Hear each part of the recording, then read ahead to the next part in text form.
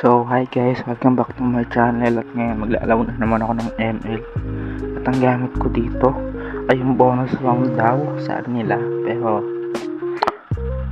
huwag nyo i-underestimate ang zilong guys, kasi sobrang lakas nito. So, yan, mid lane ako dito kasi nagkagulo-gulo sa pickings. So, yan, clear agad sa mid, tapos dalaw agad sa kahit anong lane pwedeng dalawan. So, ang dinalaman ko dito yung gold lane para kahit pa paano makatulong ako sa pagpadami ng gold. And, tsaka ang gamit din ng MM namin is Mia. So, maganda pag lumakas yung hero na yun. So, yan. Balik lang ulit sa mid tapos clear. Tapos, yan, dala ulit. Tapos dito, akala nila hindi ako susugod. So, kaya mas okay na nakala nila yun kasi hindi sila tumakbo ganyan. So, balik lang ulit sa mid para mag-clear.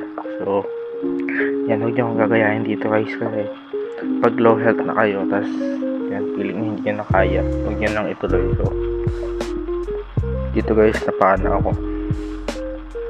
Tapos, yan, napatay ako sa Lena. Tapos yan, mid lang ulit, clear lang ng clear pagka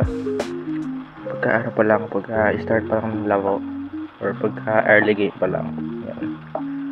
So, yan dito, napatay ko yung support nila, then yung Mia napatay ko din. So yan, buti na lang hindi ako namatay doon sa Torres. So dito naman yan, nabana ulit ako. Tapos yung nasungkit ko siya, tapos akala ko papatay na siya, pero yan, buhay.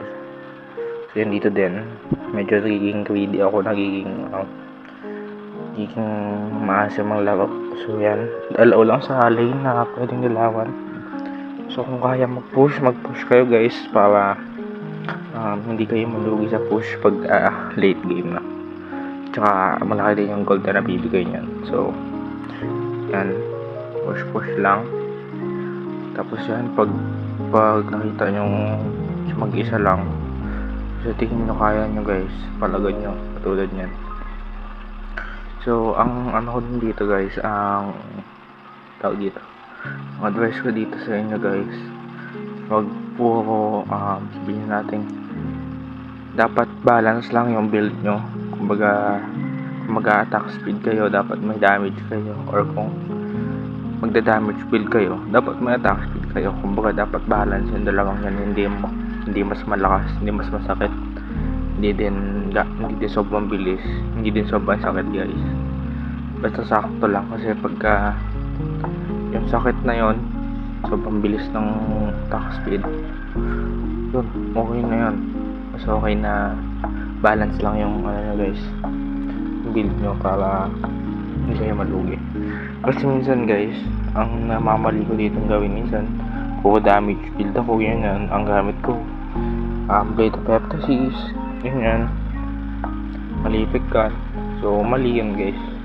Dapat hindi lang ganun ang mga i-build ko. Dapat pagsamahin nyo yung attack speed,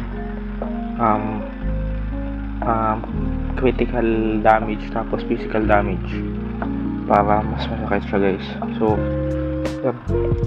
yan, huwag kayong matatakot pag zilong ang gamit. Huwag kayong matatakot ma-damage guys, sobrang lakas talaga ng zilong.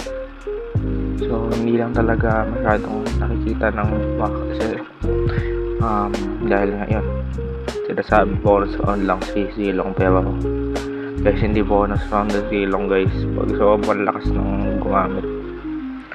Kita nyo naman. So yan, alay patay na ako dito guys. Yun, bumawi bigla. Buti na lang may kasama din akong Karina, kasi kung wala, sa akin lang nakapokus lahat ng damage. So pwede akong mamatay dun. So yan, kita nyo naman dumawis guys. Tapos yun dito, puro lang naman mangyayari dun, puro stun, kaya hindi ako pagalaw. So dito nakaminyak na yung Karina. So gusto kong i-hook yung para masabit niya. So natapos na yung laro guys. So yan, mabilis lang naman natapos yung laro. So hindi talaga siya bonus round. Kaya niyang gumawa ng bonus round laro.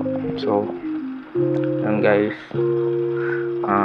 Kung may gusto kayong laruin ako na ibang hero or gusto nyo ng ibang laro naman para di naman nakaka-boring, so mag-comment lang kayo, like and subscribe.